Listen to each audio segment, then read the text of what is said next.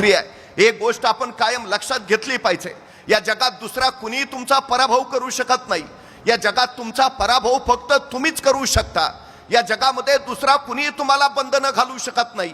या जगामध्ये तुम्हाला बंधनं फक्त तुम्हीच घालू शकता।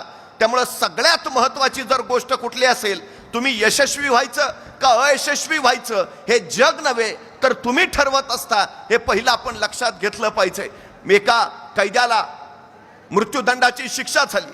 तत्कालीन काळात मृत्यूदंड देणं म्हणजे फासावर चढवणं, पण काही शास्त्रज्ञांना प्रयोग करायचे होते। त्यांनी न्यायमूर्तींना विनंती केली, या कैद्याला फासावर चढवून मृत्यूदंड देण्यापेक्षा याला विषारी सर्पाचा दंश देऊन मृत्यूदंड देऊया। न्यायमूर्तींनी परवानगी दिली आणि त्याच वेळी त्या कैद्याला सांगितलं, परवा सकाळी 11 वाजता तुला विषारी सर्पाचा दंश होईल आणि तू मरशील।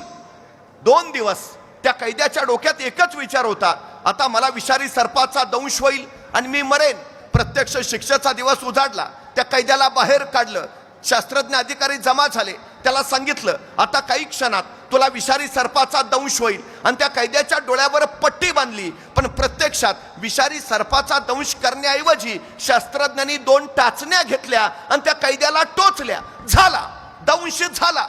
अर्ध्या तासात त्या कैद्याच्या तोंडातून फेस बाहेर आला आणि पुढच्या 1.5 तासात शरीर काळं निळं पडून तो कैदी मरण पावला। त्या कैद्याला विषारी सर्पाचा दंश झाला होता का? नाही। विषारी सर्पाचा दंश तुम्हाला मारत नाही, तुमच्या मनातला विचार तुम्हाला मारून टाकतो।